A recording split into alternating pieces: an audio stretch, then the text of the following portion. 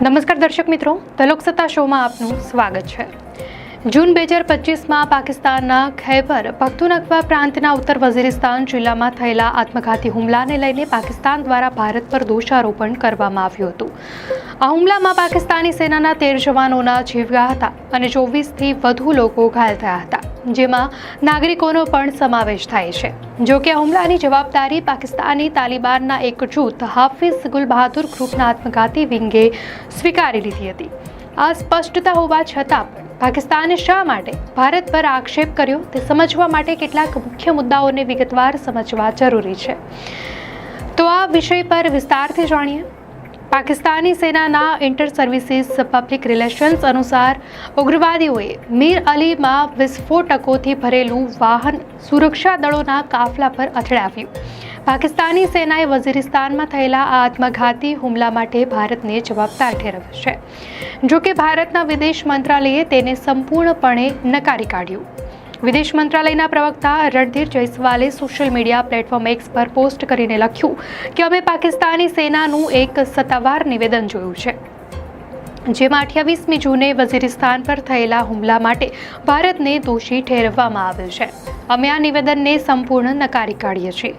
પાકિસ્તાનનો દૂરસ્થ અને પર્વતીય આદિવાસી પ્રદેશ ઉત્તર વઝીરિસ્તાન એક દાયકા કરતાં વધુ સમયથી બળવાખોર લડવૈયાઓનું કેન્દ્ર રહ્યું છે અને પાકિસ્તાની સરકાર કરતાં આદિવાસીઓ દ્વારા વધુ મજબૂત રીતે પકડવામાં આવે છે। પાકિસ્તાનનો દૂરસ્થ અને પર્વતીય આદિવાસી પ્રદેશ ઉત્તર વઝીરિસ્તાન એક દાયકા કરતાં વધુ સમયથી બળવાખોર લડવૈયાઓનું કેન્દ્ર રહ્યું છે। મીડિયા રિપોર્ટ અનુસાર પાકિસ્તાની સેનાના ISPRએ આરોપ લગાવ્યો છે કે આ હુમલો ભારતીય પ્રાયોજિત આતંકવાદીઓ દ્વારા કરવામાં આવ્યો હતો। ઘટના બાદ સુરક્ષા દળોએ વિસ્તારમાં આતંકવાદીઓનો પીછો કર્યો અને આ દરમિયાન 14 આતંકવાદી માર્યા ગયા। પાકિસ્તાનના આરોપ અંગે નવી દિલ્હી સ્થિત સેન્ટર ફોર લેન્ડ વોરફેર સ્ટડીઝના ડિરેક્ટર તારા કરતા કહે છે, પાકિસ્તાનને આરોપો લગાવવાની ખૂબ જૂની આદત છે। દુનિયાભરના બુદ્ધિજીવીઓ આવું કહે છે। પાકિસ્તાન ક્યારેય પોતાની ભૂલ સ્વીકારતું નથી અને આરોપો લગાવતું રહે છે।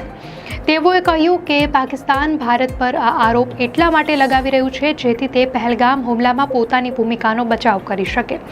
ભારતે આખી દુનિયાને પુરાવો આપ્યો છે કે પાકિસ્તાને એવા લોકોને આશ્રય આપ્યો છે જેમણે પહેલગામમાં મહિલાઓની સામે પુરુષોની નિર્દયતાથી હત્યા કરી હતી। હવે જાણીએ કે વઝીરિસ્તાનમાં લશ્કરી દળો પર હુમલા કેમ થઈ રહ્યા છે।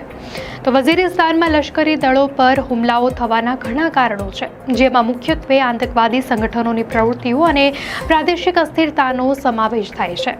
તાજેતરના અહેવાલો અનુસાર આ હુમલાઓ પાછળ તહરીકે તાલિબાન પાકિસ્તાન અને તેનાથી સંબંધિત જૂથોનો હાથ છે। ઘણીવાર પાકિસ્તાની લશ્કરી દળો પર હુમલાના સમાચાર વઝીરિસ્તાનમાં ક્યાંકથી આવે છે।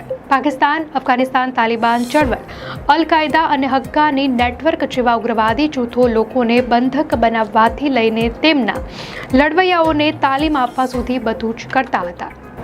તો આ વર્ષે અફઘાનિસ્તાન અને પાકિસ્તાનની સરહદે આવેલા વિસ્તારોમાં 290થી પણ વધારે સુરક્ષા કર્મચારીઓ માર્યા ગયા હતા। પાકિસ્તાનમાં આતંકવાદી હુમલાઓ સતત થઈ રહ્યા છે।